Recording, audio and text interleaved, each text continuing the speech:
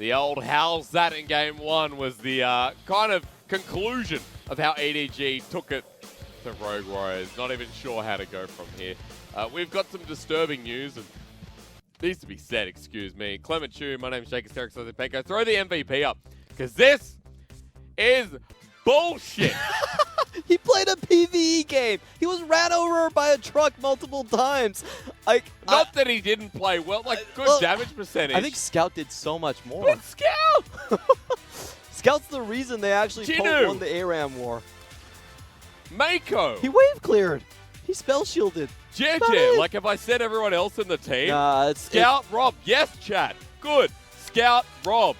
Scout deserved the MVP in this one. And we have the B-roll to back it up. So even though the official selection does go to iBoy, congratulations. In our hearts, we know it was Scout that really started all of this. You know, he found the kills where nobody else could really look for them. And his LeBlanc is just something to behold. Like that's this play is sick. This is actually sick. Gets him low, and then Meiko, right, finishes the kill. Perfect healing. That was great. Now, we had a lot of clips in the mid game here where he was actually able to poke out ZWuji from the mid lane 3 times in a row, but no kills, no clips. Okay, Sorry about that. That's Sorry about that. But we'll describe it to you. That really did happen. But it was heavily about Scout, and that's why very much robbed in that game number 1. Scout on LeBlanc looked great. He was sneaky. He was peaky. But on top of that, Jiejie's jungle was always under control. Triple buff during the early game, and you're like, well, this man is not letting up. Yeah. There is a big talking point about Jiejie in there as well. The tempo lead from EDG was very well played. Their idea I really enjoyed, which was take away the blue buff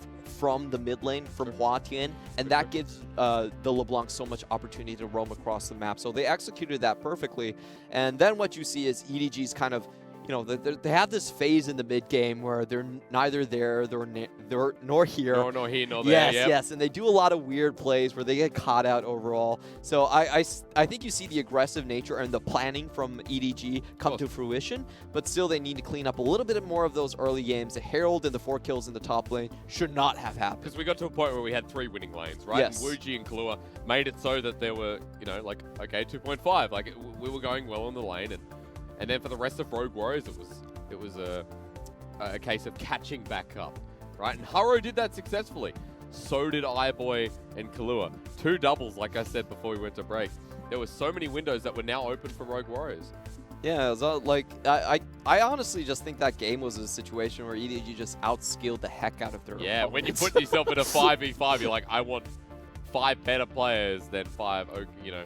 Yeah, and I think we're getting a better sense of the ceiling for Rogue Warriors and where they can really achieve. So they played against the top of the league, and obviously there was a bit of a skill gap there. They played against OMG, which I felt they were very close to winning anyway, but didn't really happen. And now they're back to the top of the league, because that's what EDG are at the moment. Yes. With LNG performing well, they're up there, and that's their next matchup, by the way. Rogue Warriors don't get a break. So it's going to be very. I think our Rogue Warriors, what we're seeing is that they are kind of capped. Even if they do make the playoff run, more capped around the 10th to 8th place. They're going to be fighting against a lot of teams. It doesn't look great against the likes of BLG and Suning, who I think are the main competitors for those remaining spots. And of course, LNG. Those 3 teams I think are going to be basically the warring kingdoms come this playoff. Those 3 are going to be chasing after spots. Very ironic that you say that when we're looking at Rogue Warriors. Yes, but hey, playoffs is very close. it's actually closer than you think. 6 weeks away. That's close. How is that very close? We got Rift Rivals and a break. 30 years old, 6 weeks. We got Rift Rivals next week and then a break of a week. A week and a bit. All right. A lot of things can change. Life can. You're right though. A lot of things can change, and Rogue Warriors right now need to change, because if the early game is that good, well, let's see the transition into mid and late be as strong as your early game. Yeah, that's the main issue. Facilitate. I actually do see a lot of issues with the team regarding communication, especially on their younger members. I feel like Holder and HuaTian, they have these weird situations where they go too far forward. If you remember how the mid game started to really collapse, it was the first shutdown goal. Uji went in without flash and instantly cost himself his own life. And then you had Holder just go in on the, he was like driving a hearse, carrying his own teammates, you know? It was like, yeah, okay. Well, that was kind of a doozy. So I want to see them just kind of clean up the communication a bit, and I'm very impressed with Rogue Warriors' early game. I feel like this is a very well-coached team, but just doesn't have enough experience to bring everything that they've learned later into the game. Yeah, well said. So for Rogue Warriors, you're keeping an eye on how that transition comes about, but for EDG, small things to shape up. I mean, they could play like that because Rogue Warriors matched them. You know, there's no strength on side lanes. There's no one really trying to force other objectives across the map. And Meiko, it was very serious. They're like, Meiko, put your headset on. As he does put his headset on, finally, he listens to the rules. I have to say, Hart is probably the least serious coach of them all. So. Yeah, you reckon? Yeah. I was thinking someone like, do you think Steak's a serious coach? He actually acts pretty serious. Yeah, but he has a jolly good time in between. I feel like it's changed a lot when he was on Rogue Warriors, you know, especially last week. A lot of smiling, a lot of jolliness. He's a fun trash talker. Like, he likes to trash talk the opponent draft quite heavily. I listened to him for 2 years in LMS, so it's quite fun, but none of that can be said in public. That's right. I'm very jealous of you having the advantage to listen to the players, listen to the coaches, because I'd love to hear comms in this game, especially with Rogue Warriors in that transition. And to the mid lane A ramp that we spent a lot of time on, because at that moment, that's when the players come out, like someone like Scout. And it was a big talking point in game number 1, as I said before, definitely robbed. But, you know, iBoy did 31% damage. It was a big damage share. It was a big point of focus, because even if we got to that late game, that Sivir was always getting even further ahead. The game plan from EDG, in my eyes, was far superior to that one of Rogue Warriors. I felt like they had the entire early game, mid-game, what they wanted to do late completely out, and that's what you expect out of EDG. Their strongest point is always running set plays and getting that mid-game tempo advantage. That's the term we coined for them. They love setting up traps, forcing teams to walk into you, priorities and globals. That's what they're so good at. Yep. And for Rogue Warriors to kind of crash that, they need to match in other areas. And I think what they do best is actually some of their team fighting potential. That's something that I'm really looking after, because HuaTian and Holder, they're great carries when they're ahead, and then you throw ZWuji in the mist, who's so efficient with his damage. I really want to see a great Rogue Warriors 5v5, but we've kind of been missing that this entire split. And it has kind of come out of the draft as well and how they set themselves up. So for Rogue Warriors, you know, the Aatrox slipped through. EDG had no priority on that whatsoever. And the first pickup for Rogue Warriors, it goes into the jungle, and how that facilitated that mid game, well, it didn't in the end. You know, big picks out here from EDG. Meiko's Lux was a bigger priority for them. And coming into game 2 with same side selection, I wouldn't be surprised if EDG, they let it through again.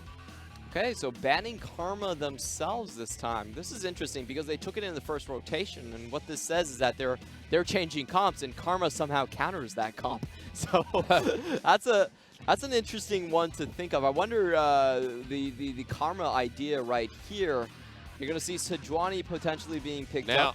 On a side note for everyone out there, remember in the LPL, ZWuji's been seeing a lot of play in the top lane as well. So this is another flex that we add into the mix in our crazy, crazy region. Yeah, it works very well with a lot of the melee champions we see. Aurelia and Renekton are 2 ones that can stack super fast on that. So we might still be seeing the Aurelia pop out in one of these lanes, one of Scout's better champions as well. Jiejie getting some, a couple of fan support. I was going to say fan service, but I think that means something bad. So, support of fans for Jiejie, the newest member on EDG alongside Jinoo. It's not that bad, but I know what it means. Yeah, we definitely know what it means. So I'm walking away from that one. This time, though, you're showing your options early here from Rogue Warriors. Remember, Killua played a hell of a lot of Gragas support, which I know you're interested in, Clement, due to the rounding up of numbers and the stronger health from the champion, but we haven't seen it yet. So this is interesting because having the potential to put it into the support role allows you to escape with the Aatrox into the jungle as well. So interesting idea right here. Like if Gragas goes into the jungle, then Aatrox obviously has to get countered. Hello, Yasuo, though, Clement. Oh, boy. Now, Gragas, Yasuo, what do you think about this? I know you have strong thoughts.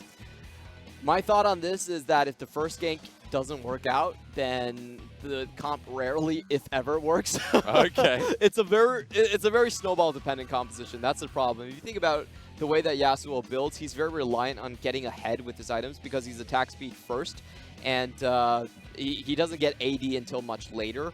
And if your first gank doesn't work out, you're delayed on that one, you miss out on a flash kill, then it takes a very long time to then get a second chance on it. Yeah, it's a very snowball type of composition. Yep. And with Aurelia, like we were talking about, it's very easy to shut down the Yasuo early. Yeah, and we still don't know where that's going because of the ZWuji being locked in. Look, the Sejuani doesn't even have to hit you. The Sejuani can stay there, press E, and just the Blaze Surge and auto attacks is going to be enough to stack. And also, a lot of the time, we've seen people pick the Yasuo with the ZWuji composition too. So, in part of a way, Rogue Warrior is playing the denial, but HuaTian, one of his favorites.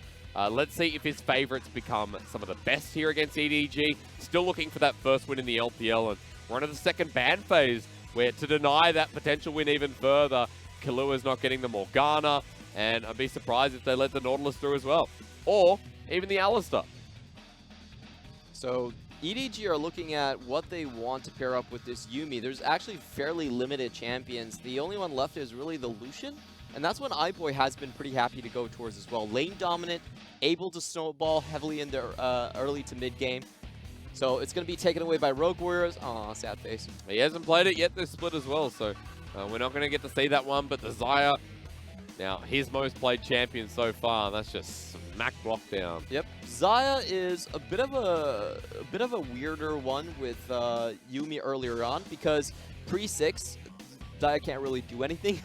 Usually the champions we've seen that have been paired together with Yuumi have early escapes so they can get themselves out of bad situation. Ezreal, Lucian, and Sivir with Spell Shield, they're all fall under that category. But Xayah has a difficult time even with Yuumi keeping alive. So that's going to be something that EG have to be very careful of. And I love what Rogue Warriors are doing here. Extra knock-up and also very good at getting kills in lane. Looks like pick order though, Clement. So we've just gone Rogue Warriors going from top to bottom in every single role.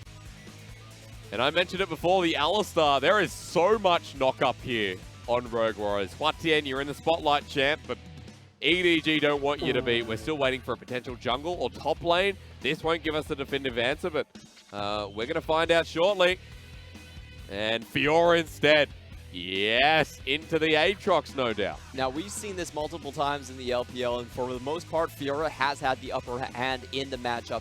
Very telegraphed knockups coming in from Aatrox. You can block those quite easily, and the trade back damage and sustain can match the Deathbringer stance. So I really see EDG's topside having the better of the matchup. If they can play safe enough in the bottom, then they have a great composition. For Rogue Warriors, what they want to do is just find kills in bot, find kills in mid lane. They have a very explosive composition, but it does need to get going early. I love how someone in chat talking about the bouncy castle composition. I like that very much. For Rogue Warriors, you're damn right. They're going to be going up and up and up. And HuaTian's going to follow them. But one thing you notice there, and this is a fun fact, you just saw HuaTian and Haro swapping the Yasuo to jungle simply to swap it back. They're like, we didn't swap anything. We may as well. We're going to look cool. But of course, trick the enemy. The same pick order. Once again, you see the Aatrox, but this time, Clement, it's in lane. And this time, the game that you say, hey, you should ban the Fiora this time. They leave it open. Let's see if that is their mistake, because Jinoo is one hell of a laner. Yeah, I'm actually quite surprised about that. I feel like giving Lucian over is still fine in this matchup. But they decided that, you know, the better bot lane wins rather than top lane. So that's going to be the decision they go for. At least they're going to be able to split the map up quite evenly. Just go towards heavily the bot side, try to punish it as hard as possible. So as we get into this game, Clement, I'm going to ask you another question, though.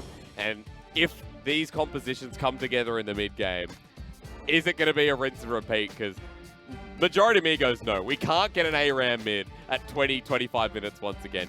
These comps won't work like that.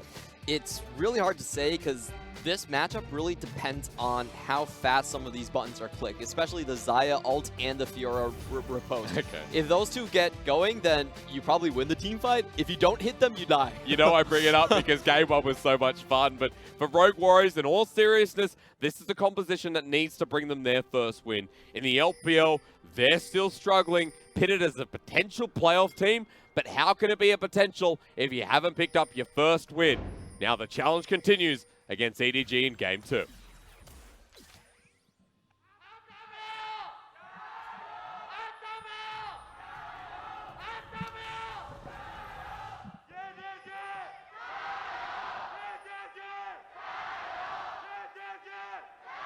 At full force here today for EDG. LGD just finished, so stop it. They lost. They lost. Don't you talk down on the fans. LGD fans are innocent. Yeah. They have dreams. I'm getting grumpy very recently with fans. Gonna have a look through the runes, Clement, because usually something takes my eye here. Grasp of the Undying into the matchup. Haro, of course, going for the Predator on the Gragas. This is no real big surprise. Yeah, this one is super obnoxious on the top lane. We've seeing this Fiora quite frequently these days, and the whole idea is the Penta lifesteal Fiora. She heals so much. It's Grasp of the Undying. It's Taste of Blood. Oh. There's one of those hunters that you're give right, you extra blood. It is. And then it's Ravenous Hydra and Ravenous Hydra as well. So you have 5 sources of lifesteal. Domination, you're damn right. Yeah. No precision in there whatsoever. It's very difficult to play against, and it's almost impossible to outtrade unless you can get her to stick into a fight. And remember what we talked about is that Jiejie is going to be coming to the top lane. Yep. Because that is an easy stack of Permafrost. Or he can go to the mid lane with Aurelia. There's so many options for the ZWuji to hit in this early game, and Haro doing the same thing he did in game number 1. Killua Bops iBoy towards him! Early first blood? I think so. It goes over to Killua, but flash. They want more. Meiko has no one to jump to, and you know what Yuumi does? This is just sad. Cat versus cow, and he doesn't even want to see it happen. Cow wins! 2 kills for Rogue Warriors. And this, my friends, is why you do not pair Yuumi with a AD carry that has no escapes pre-6. You are so incredibly easy to gank.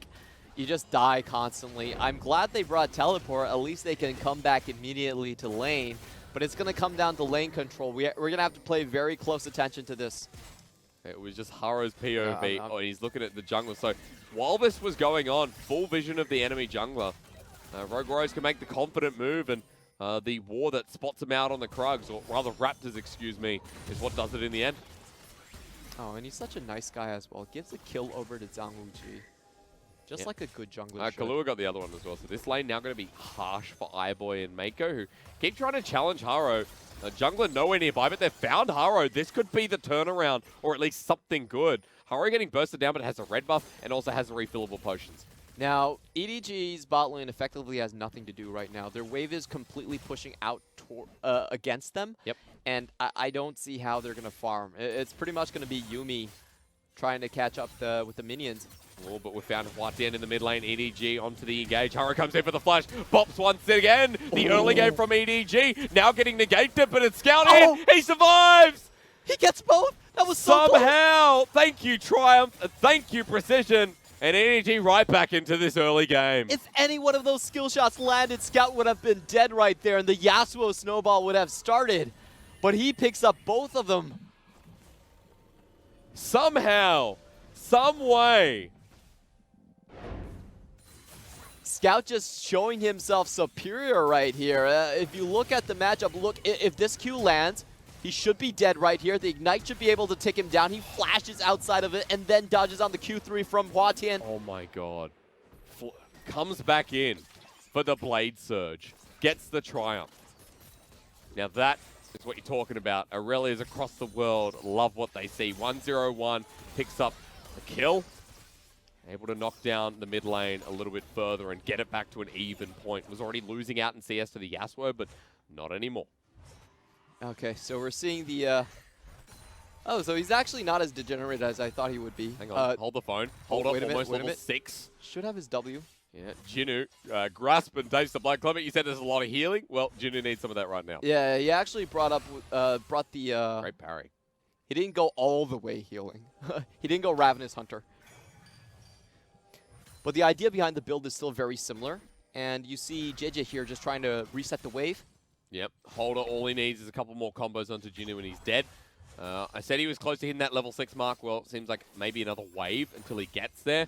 Up towards the top side, Jinoo is going to back away as well. Has the teleport and already had the advantage in lane, but now has the Vampire Acceptor. So good news there for the top lane.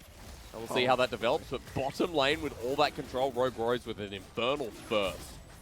Yeah, this should be uncontested. I Well, don't think EDG can Ping's close in coming here. down. Scout has Vanguard's edge. Is he going to pop it or not yet? He finds himself with the floor steward. Gets burned down before he can ult. Big mistake here as Meiko's being called out, but the Yuumi healing back up. EDG just not where they should be. Jiejie trying to get the slowdown, but he loses his cat. Double kill over to Killua. And a big question mark as to what just happened with EDG. Yeah, that was terrible decision-making from EDG. I don't think they should walk into the pit. If you look at the angle Rogue Warriors were hiding, they couldn't see Killua. They didn't have a straight line of sight on him, and he was able to hit them WQ over the wall easily. So, look, you have to admit sometimes you're just beat. Even though you have an extra ultimate, I don't think it was a good idea to walk in there.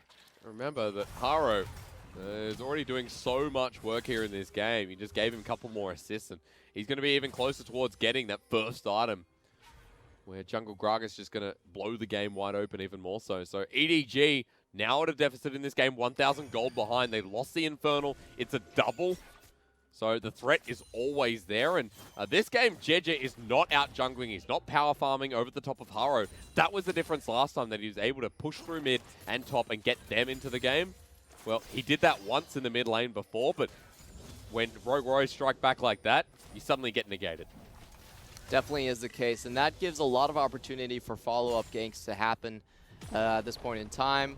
Both the jungler and the mid lane level 6, so we should be paying close attention. No flash onto Scout. That's an easy kill if they ever find it. Remember, Scout caught back up in this lane, so that flash going to be up in about 30 seconds or so. Bottom lane has a big CS lead, but I feel like we're going to be talking about top in a second. Holder wants to take this matchup, but can he? At the moment, the answer is yes. Gragas nearby. Haro level 6 now with the explosive cask, and Holder able to push out the lane. Well, Jinoo going to be receiving that, and Holder should be able to move across and maybe get a deep ward onto this red buff. Doing what he can do. I would say Jinoo is holding his own quite well in the top lane. Still has a sizable CS lead. And does have an extra wave to his name as well. So he's doing fine in the top lane. The counter is still working as intended despite the previous trade. I do have to point out though, Clement, one thing I missed is ZWuji in the bottom lane. 12 CS lead, and I'm specific, mana immune for this Kai'Sa. And the 3-0 Alistar has started roaming. So it begins. He doesn't have Unbreakable Will yet, so the turret dives become a little bit harder, but HuaTian looking pretty confident here with the Alistar nearby, able to get the push-up. They're able to get deeper vision, and Jiejie is left with one play. Oh, I need to go top. And just look at how hard it is for Scout to play this one out. The way he's playing it is, I'm never leaving tower. Oh, you see the passive come through, and that's the giveaway that Holder takes 1-2 of the Permafrost stacking up, and he backs away before Jiejie can get in. Even burns an ulti. It's a little bit unfortunate on the ultimate right there. Just clear dodge, no flash used coming in from Holder. Remember, if you're spotted out, if you're nearby, the melee procs are going to come through, and it's going to give it away. So that's one bad part about ZWuji. As, wow, Haro's ready to go. Fat Boy Slim right into the mix. Flash goes in. Last breath, iBoy's just dead. Meiko, you are so squishy. You're next. Flash for HuaTian. Double kill for Rogue Warriors mid laner. Do I hear that first win of the day coming in? I think I see it from Rogue XP Warriors. bonus, baby. 2-1-2 from their mid laners.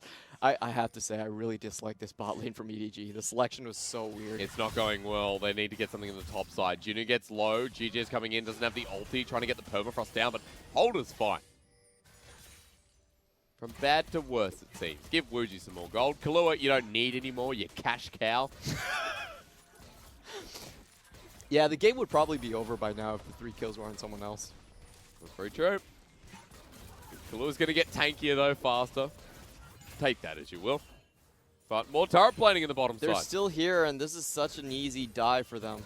iBoy's not even 6 yet. He has flash now. He hasn't bothered using the teleport to turret because he knows he shouldn't. Haro shows his face.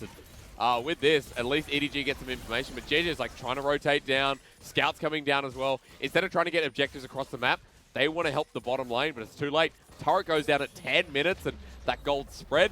EDG down by 3K. And this is the second Infernal Drake coming up. Look at their back timing. It's perfect. Help me. Yeah, there's one. And then he's like, you know what, Meiko? You're not playing. You are Yubi. You have 300 I love how HP. you flash just to make an exclamation point. He's 2-0-2. I'd do the exact same thing. Yasuo almost has his first item. This is the Yasuo that's not in your solo queue games. This is the one that you see and you're like, why can't it ever be me? Yuumi actually doesn't build boots and has very slow movement speed, so, you know, it's just dead before you hit the floor. That was just making a note. They're making a statement. It's about them remembering you. The only lane that's going half decently right now, you could say it's sort of the mid lane, maybe top. These are big maybes because it's definitely not bottom lane. There's another pickaxe in the inventory of ZWuji. And Rogue Warriors, they don't need to do anything here. They know that EDG, with their turret gone, they can't get anywhere near this Infernal. They're going to pick up a double this early on. That dice going to be rolled once more. And you know what? EDG's luck, it's probably going to be a triple. All right, we've talked about explosive team compositions. Well, our Rogue Warriors got all the fuel that they possibly need. When you know, right? Like, when you know, you know. And some reason, that was when I knew. So double to triple Infernal this game, as HuaTian says, that's my blue buff. What do you think you're doing? Absolute punk. And Fat Pig runs away while HuaTian just knocks on down the blue buff. Thank you kindly. It's so hard to disassociate Fat Pig with saying something derogatory about Oh, well, actually, I don't. It's fine. The thing is, when I cast, I don't think. So, you know, just throw She's everything a at good the pig. She's a nice brittle. happy ball. And you know? I have to say, all of this skin. really snowballed from that overconfident play that Scout did. He was like, I've got 1 kill and 1 assist. I'm going to plant my face into this Drake buff.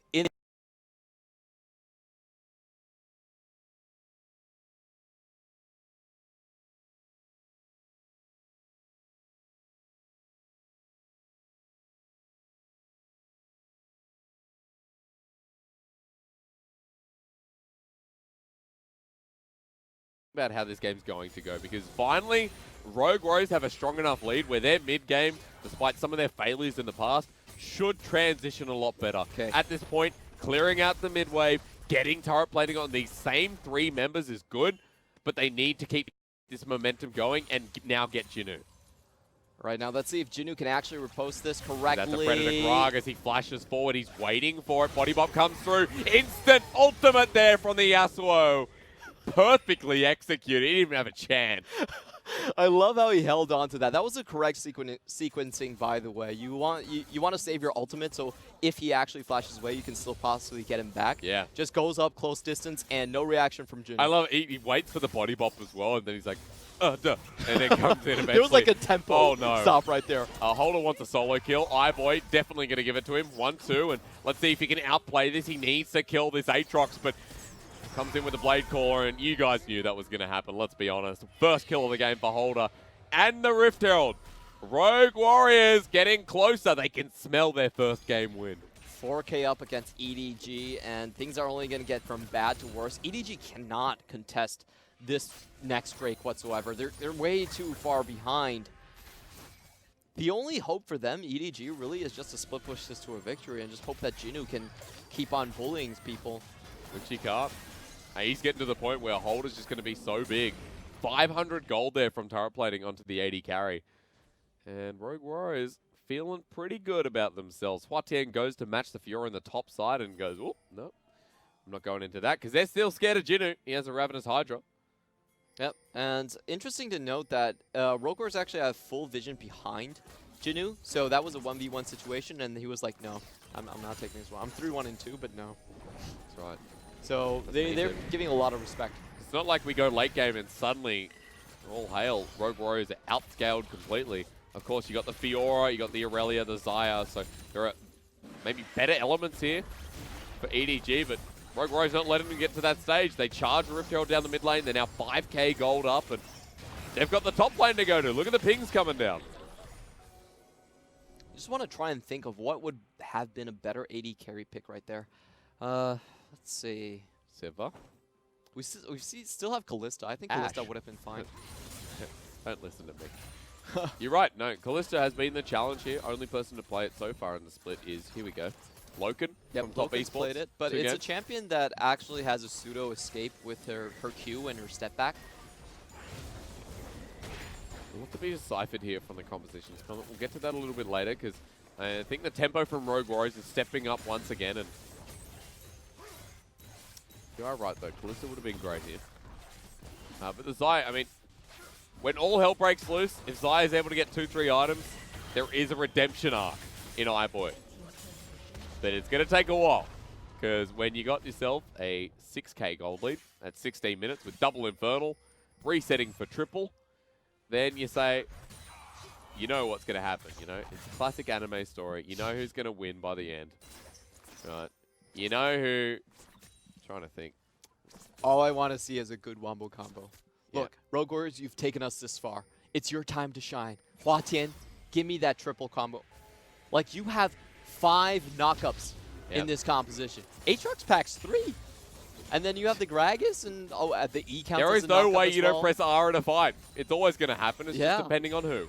You're hoping that it's Killua who hits that 3-4-man knockup, because that's when it looks cool. Triple Infernal, thank you very much. My anime reference, I apologize. I was trying to think of what, that was a weird cue. Who to compare to. All I was like, Ichigo Kurosaki. I said that in the most Western way possible. Didn't even try for the Japanese pronunciation. Oh, look, Mountain Dragon there for Rogue Warriors. Oh, how nice. Have at it.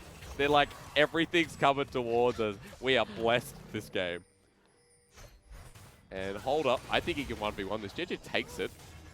He has the ultimate available, but level advantage still for hold up. But the rest of EDG are up here. A turret goes down to EDG's favor. That's 500 gold.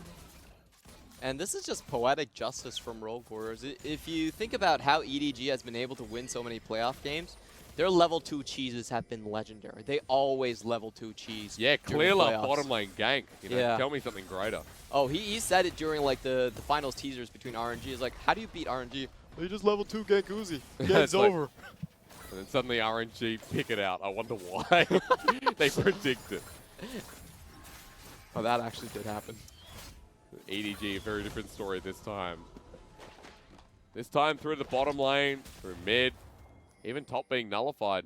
They have been shut down, and we talked about that triple Infernal before and how there's a mountain coming up shortly. Well, don't forget, Baron's coming up in 2 minutes, and for EDG, they don't need to contest it. They can start threatening it, start bringing EDG closer and get those picks, and that's how they're going to eventually shut out this game. But still, I had that element in the back of my mind, Clement, that's like, it's EDG. And it's 18 minutes in, and a lot can happen in the next 20. Look, EDG always go to Worlds, but they don't always win Game 2, so I temper my expectations. Okay.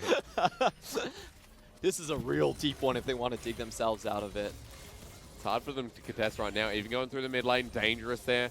iBoy and Meiko sticking together as they should, and to get these Raptors is just a big contest. Yeah, I would actually expect Rogue Warriors to play this far harder than they are. Yep. Like, I think they can push much harder. I mean, look at where Jinoo is. At the moment, they get the red buff. They're going, hang on, is this top laner still here? Hasn't showed. ZWuji now on a ward, so correct backing here.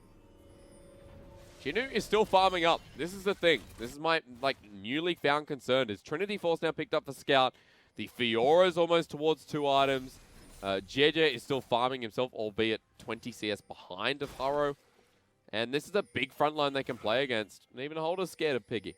All right, now, here is my perfect dream scenario for EDG. Haro, flash E's, into a riposte, coming in from Jinoo, instantly stunned. They put the Grand Challenger on him, kill him, get the ultimate healing, and then clean up the team fight. Okay. How does that sound? From Rogue Warriors, right? Yeah, the perfect dream You said scenario Haro, for and I'm EDG. like, okay, Yeah, Haro E's onto riposte. Okay. Yeah, that's how it's going to happen. All right, well. If that's an EDG comeback. Let's be realistic first, Clement, because Rogue Warriors have got the top lane turret. Now they're going to find Jinoo. That is a swift move from the Fiora. Presses W. Scout even gets the trade, so the fact that there's no kill is great. Final chapter comes out, and that's a lot of ultimate burn just because they saw a cow. Yeah, and that was a flash away from Haro as well, so well done by iBoy. He did use the ultimate in exchange. Jinoo going to catch this top wave, but it all started with a very cool riposte there. Baron now up. And Jiejie found Fire and Holder once again. Let's go 1v1 me. Oh, here comes Scout. Now, he used Arctic Assault to get over the wall. This is a concern, but Scout, you're right, he's in a flank. And they have such deep vision that they're like, hang on, where is he? We got no friendly vision. I gotta say, EDG are actually hang around this map quite well. Yeah. I mean, some of our better teams, they do this a lot. Let's compare EDG to IG for a second. EDG would try to fight their way out of anything. Yes, but so would IG.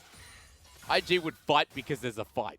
Look, you know? if you put a door in front of IG, they would just punch the windows open rather than turn the knobs. That's right. Yeah. They're like, I'm putting my head through this. And what would EDG do? Turn the knob, you think? EDG would wait and then call someone to open the door for them. Oh, okay. Yeah. They're a very good organization, so they have a lot of personnel. Then RNG would just get an axe and whop it open, I reckon. Yeah? Okay, I'll take that as a yes. So, if EDG are going to walk through this door, then again, back to solo lanes. I know iBoy is so far behind, and the reason, folks, we're talking so much about a comeback here and looking towards EDG is because this game has slowed down. And for a team like EDG who are falling so far behind, and the consistency of Rogue Warriors who have mid games and late games that have just not been on par with the rest of LPL teams, this is now a concern, despite their rapidly grown lead. I think I know what RNG would do, actually. What, try and get under the door? No, they would open the door, put their top laner inside, and lock him in. Oh, poor amazing Jay. Like, did you see his recent commercial? It was great. He's in a commercial? Yeah, he's got I think a Dorito. I'm not going to say this. They're like, hey, amazing Jay. It was like no, it was a different food commercial. Oh, Sorry, okay. Doritos. Yeah, clever. Yeah, walking down a dangerous They path. put him in an Earth costume and, really? and told him to sleep and said that he was very tired. And then there was like, if you drink this oatmeal drink, then you'll get your energy back. Oh, the oatmeal one they have Yeah, as a yeah. sponsor, right? Weikuri, yeah. Oh, okay. Yeah. I've never tried that. Is it any good? I think it's great. Oh, no, I've never tried it. I love you, like, Clement Chew, brand awareness on point, you know? I haven't tried it as well. It was a genuine question. I don't like oatmeal that much because it brings a lot of gas a lot of times. Okay. It's hard to digest. At least you're honest with everyone here, you know? Why does he have it? A lot of gas. A lot in the tank. Now, I was pointing this game as to slowing down. But EDG about to speed it right up. He sends it in. Scout dodges away. This is what I'm talking about. Pick onto HuaTian, who's so damn involved. But he dodges away. Vanguard's edge comes out, which is going to slow down Haro, but not Killua comes on in. Now Rogue Warriors want the fight. Finally, they want to put the end to this as Scout gets caught out. It's a 1-for-1, but as the team that's behind, a much better trade. However, Baron buff there. Jinoo towards the bot side. Yeah, Jinoo still has his TP, though. I don't think this is as clean of a Baron buff as they would hope it be. So Rogue Warriors is not actually going to try it. They're pinging it out, but this is really risky. And iBoy's in a weird position here. Has the TP as well, so he wants to get involved. But round the Baron buff, it's only vision, not started up. Jinoo can't get the turret, so everything goes back to a stable point, while Haro and Killua really want Jiejie. Yeah, that's about a 1K swing into EDG's favor. Oh, never mind. Jinoo, okay. Grand challenge issued. It's like, man, you know, getting that white glove, slapping it across someone's face. He pulls off his gauntlet, smacks you with a plate of armor. Have at me. So you lose your top laner in EDG, still back to where they started. Gets the red buff. Haro's onto Jiejie. I told you they wanted him. They burn the flash out of the ZWuji. And Scout now respawning back alive to see if his jungler could die. I wonder how Jinoo was actually caught there. He didn't seem like he was in vision of that tower. Because WuJi got 2 rotations off. He just auto-attacked him. Oh, he went back for the tower. That's you why. Greedy man. Oh. So, mistake there from Jinoo. He's going to pay for it. Has TP, but the Baron already gone with that Mountain Dragon in hand. Rogue Warriors getting closer and closer, and now the gold right back to where it began all those minutes ago. And expected results coming in from Rogue Warriors. I kept on thinking about that bot lane play. That troubled me so much. I was like, wait a minute, Jinoo's even level with ZWuji. And you're like a Fiora. Like, why would a Kai'Sa take a one-on-one with a Fiora, even if you're that far behind, who has Trinity Force? You know? Even if you have 3 items. Like, and he actually didn't have the Q anymore. He used his Q just to gap close yeah, onto that's the right. tower. And it was like, would have been better just to pop the ulti and go under turret. Go for the engage, but I'm picking at straws here. Jinoo, same level as the Kai'Sa. WuJi got another kill there. That's the takeaway. And Colonel's like, you know what? 91% of me feels that this is going to go to a game 3. And so would everyone else out there. But there's that 9% that says EDG, can I keep doing stuff like this? Oh, are you ready for that 6 elemental Elder Drake? That's a feels good. Last one's Ocean. The only thing that would have made it better was that double mountain into the rest of Rogue Warriors. They pick up a turret again. And Jinoo shows himself on the bottom side of the map now for the 1v1. 1v1 Let's time. go! Let's go, baby. I want to see some action. Pop the grand challenge. 1 onto Holder, 2 onto Holder. He missed the second one. Doesn't get the Holder stun. goes into the ulti himself. The grand challenge is there, but he's doing no damage. There's so much life still over the wall. Let's keep going. Holder wants him, and he finds him. He explodes with passion. And Rogue Warriors have decided now's the time to end the game. And they might. They've gone straight through the barrel of the mid lane. They've looked for the fight, and EDG stayed to watch their own demise. Rogue Warriors have done it. Finally, it took 5 weeks, but as Scout dies, they know they've done it. Rogue Warriors pick up their first win of the LPL summer. And they do it in dominating fashion. They put EDG on the brink of a 3-game losing streak after this one. Now, this was a match where I felt like EDG actually were very uncautious in the early game. Sure, Yasuo plus the Gragas is a composition that you need to snowball and get ahead and stay ahead. But this one was a case where EDG were a little bit reckless early game, and the draft strategy as well. I don't really agree with the way they put together that bot lane, weren't careful enough around it. And Haro, you got to remember, this guy was the 3rd generation, the heir to Clear Love. He knows all about level 2 ganking. Yes, he does. What a game from Rogue Warriors to finally bring them first game win, ladies and gentlemen, if you're confused. Against EDG, we go to a 3rd. And now you're like, what the heck is going on from here? That one was over pretty quickly. I love the way that they closed it down. Yeah. They said, you know what? EDG was like, there were like 2 ancient armies where they had the generals just battle each other, and whoever wins just wins the war. And they sent out Jinoo. He got the grand challenge, and he got destroyed. And EDG like, okay, we give up. Let's go next. Really, a game too that I think we can brush over. We can start talking a lot more about Rogue Warriors and how they got in that position. And off the back of Haro, repeat ganks towards the bottom side. He kept coming and coming and coming and coming. We said that in the draft, and this is a big reason why Yuumi isn't as high priority as in other regions. Sure. If you play Yuumi on the weak side, she's one of the worst support champions you can Yeah. possibly get. She does nothing. She has no Yeah. HP, no flash, doesn't have an instant CC stun, so if you Sure. put her underneath her tower, she's just going to die over and over again. I was very suspect about the Xayah and Yuumi combination. Pre-6, not a great lane to play against, and EDG didn't do enough to defend that.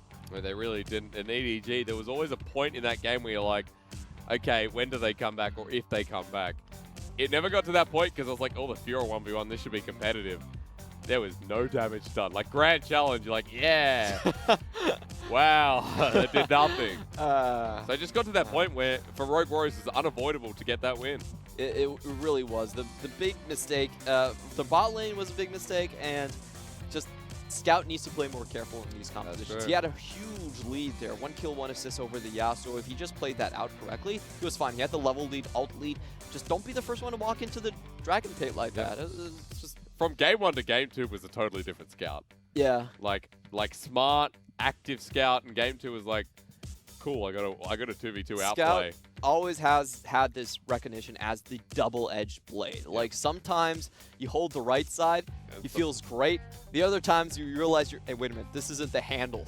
So, yeah, this sucks, yeah. Yeah, and he kind of bites into you. So EDG still need to play more careful. Defensive play is something that I felt like this squad has had some trouble with in their past few series. Yep. That has kind of taken them out of their routine. Yeah, it really has. And this to me seems to be like a game 3 that finally will tell us if Rogue Warriors now are a team that we can start getting behind, right? It makes sense that we got to this position through an EDG win, but off the back of, yeah, maybe EDG made some mistakes. But Rogue Warriors played that game so much better than they played previous ones. They did. And here's what I think it's going to come down to. All right. Both of these teams cannot survive if their bot lane goes kaput. True. So I think everything is going to be thrown in the bot lane. Like, bring your game planks, bring your TFs, bring your Talias. Talia is actually a great pick for EDG in this matchup.